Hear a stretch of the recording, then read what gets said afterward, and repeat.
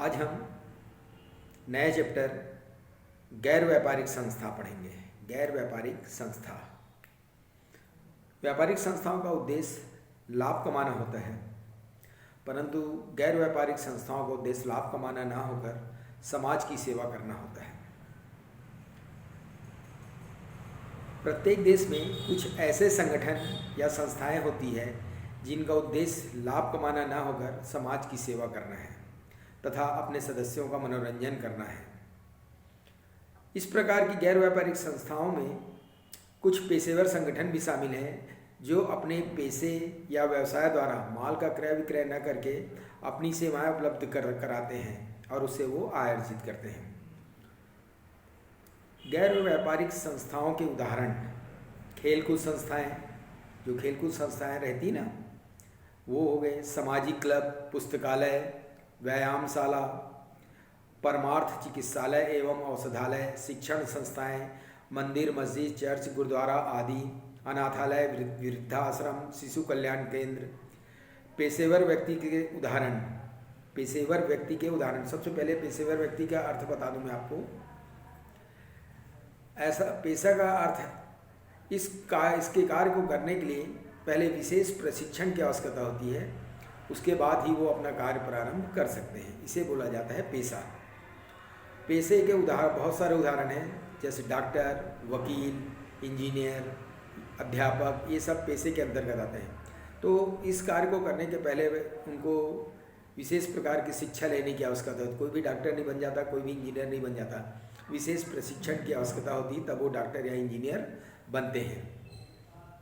अब गैर व्यापारिक संस्थाएं को उद्देश्य लाभ कमाना नहीं होता और वो समाज की सेवा करते हैं, फिर भी वो अपना हिसाब किताब रखते हैं।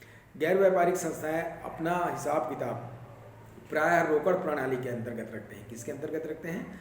रोकड़ प्रणाली के अंतर्गत रखते हैं। रोकड़ प्रणाली अपनाने के कारण पहला है अपेक्षाकृत आसान प्रणाली। अपेक्षाकृत आसान प्रणाली। अन्य प्रणालियों की तुलना में रोकड़ प्रणाली को आसान प्रणाली माना जाता है। इसमें ज़्यादा पुस्तक रखने की आवश्यकता नहीं होती, जिसे आसानी से तैयार किया जा सकता है। दूसरा है मितव्ययी प्रणाली। चूँकि रोकड़ प्रणाली के अंतर्गत बहुत सारे पुस्तक रखने की आवश्यकता नहीं होती, इसलिए यह प्रणाली कम खर्चीली होती है। यह प्रणाली कम खर्चीली होती है, ज़्यादा खर्च करने की आवश्यकता नहीं होती। उधार लेन देन कम होना। गैर व्यापारिक संस्थाओं में जो भी आय का स्रोत होता है वो उधार नहीं होता, इसलिए रोकड़ प्रणाली अपनाई जाती। कभी चंदा उधार देते देखे हो? नहीं दिया जाता। उधार जितना बोला जाता है तुरंत दे दिया जाता है। तो नकदी होने के कारण भी रोकड़ प्रणाली को अपनाया जाता है।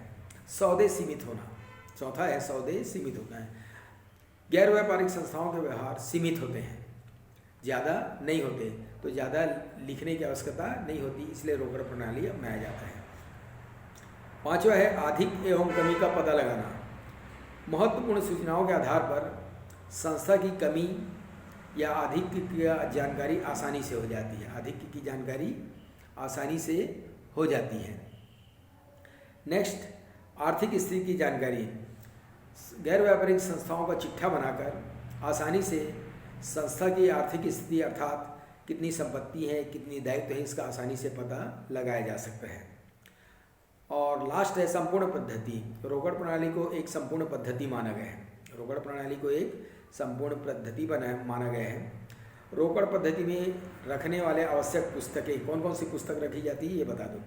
रोकड़ बही, स्टॉक बही, खाता बही, वेतन एवं मजदूरी बही, आय व्यय विवरण, चिट्ठा तथा स्थिति विवरण। इतने ही अकाउंट रखने की आवश्यकता होती है, ज़्यादा अकाउंट रखने की आवश्यकता नहीं होती। नेक्स्ट पीरियड में हम सबसे पहले गैर व्यापारिक संस्थाओं का प्राप्ति भुगतान खाता बनाना सीखेंगे। फिर प्राप्ति भुगतान खाते के बाद प्राप्ति भुगतान खाते से आय व्यय खाता और चिट्ठा कैसे तैयार किया जाता है इसके बारे में बताया जाएगा। ये आपका नया चैप्टर है। चैप्टर का नाम है गैर व्यापारिक संस्थाएं। इसके आय व्यय खाता बनता है और चिट्ठा बनता है। ये आय व्यय और चिट्ठा प्राप्ति भुगतान खाते के माध्यम से बनता है। तो हम सबसे पहले प्राप्ति भुगतान खाता बनाना सीखेंगे, उसके बाद आय व्यय खाता बनाना।